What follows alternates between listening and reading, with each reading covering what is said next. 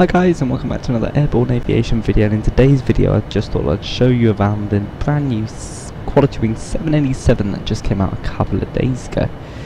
So this aircraft is highly anticipated and it has exceeded all my expectations.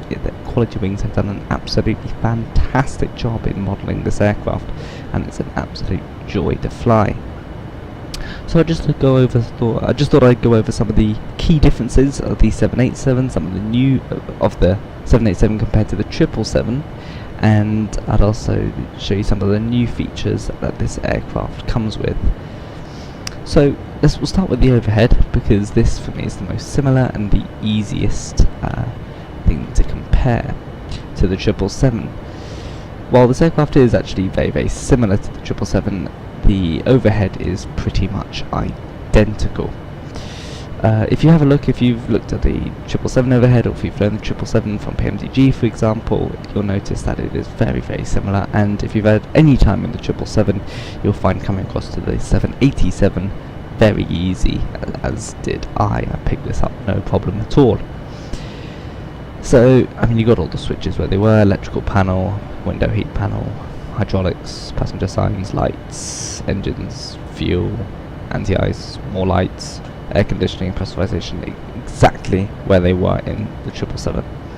So let's go on to some of the differences, and one of the key differences are these 1, 2, 3, 4, 5 displays you get now that are fully customizable. So what does that mean? So that means, for example, I've got the ND up here currently. However, if I want to switch that to the CDU maybe, and the system and the fuel display, I can do that easily. And if I want to put the ND down here, I can do it just like that. So these displays, as I said, are fully customizable, which is fantastic because it gives you so many options in terms of where to put panels when you're flying. However, I'm flying, so I like to have the ND at the top, filling this bigger screen, and I like to have the CDU down here. Another thing I like about the 787 is the vertical display, and the way you get that up is by going to the menu and just ticking VSD. It's really useful because this shows your lateral display. The ND shows your lateral display, but now you can also get your vertical display displayed as well, which is really useful.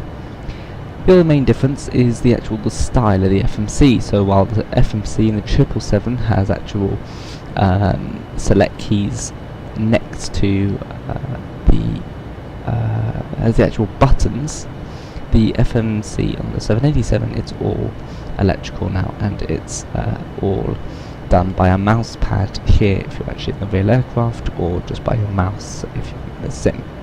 So, but actually, while it may look different, it actually operates exactly the same as the 777 one, with your route, departure, ultimate, FMC comms, the holding, the VNAV, progress. It actually operates exactly the same, and you set it up exactly the same as the 777 one.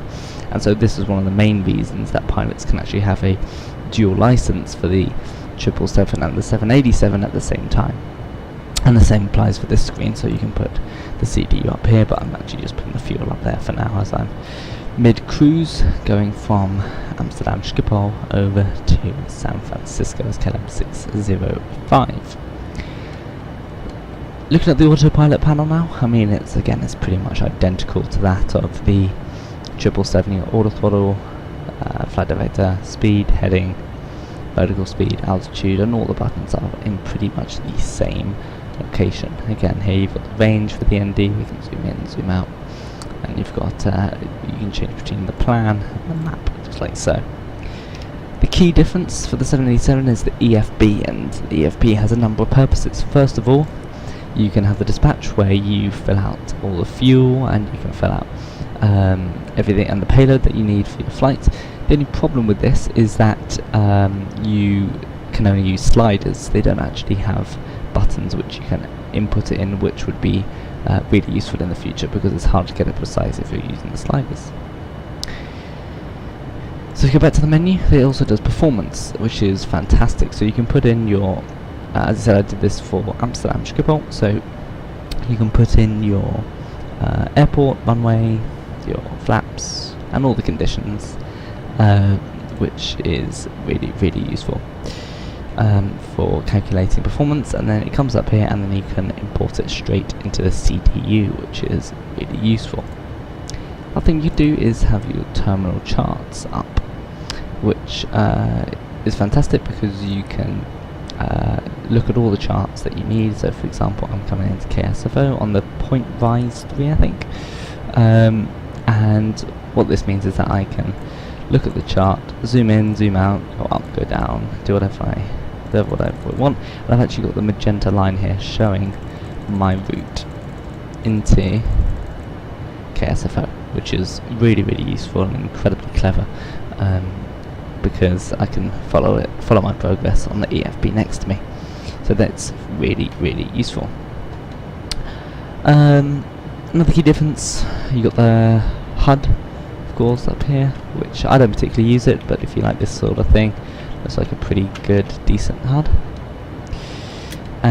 Your PFD down here is slightly different, but not drastically.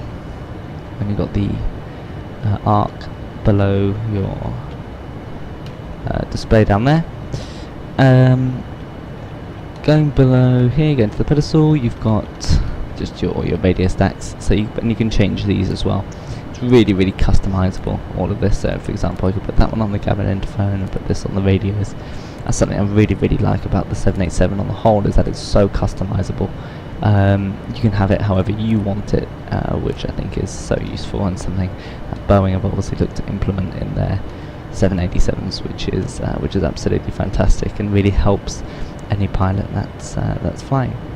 Up here you've got all the same minimums, you've got Barrow. So yeah, instantly, I'm sure if you spend a lot of time in the 787, you can look at you can see the similarities, but there are a few. It's essentially the 787's an updated and modernized version of the 777, which it is, and it's an absolute joy to fly as well. I definitely recommend spending some time hand flying this thing because it's absolutely fantastic, so much fun. So for $70, I would definitely buy it if you're thinking about buying this thing. I've had a lot of fun with it and will continue to have a lot of fun with it in the future. So thanks guys, I hope that summed up sort of the 787, the key differences, the key features. I didn't want to make it a long video, just wanted to show you some of the key differences of the 787, of the 777, sorry, some of the new features the 787 introduces, and hopefully this gives you a good overview if you're interested in this. So guys, if you did enjoy that video, please give it a thumbs up, and as always, comment and give me a subscribe. Really helps me out. Thanks guys, and I'll be seeing you soon.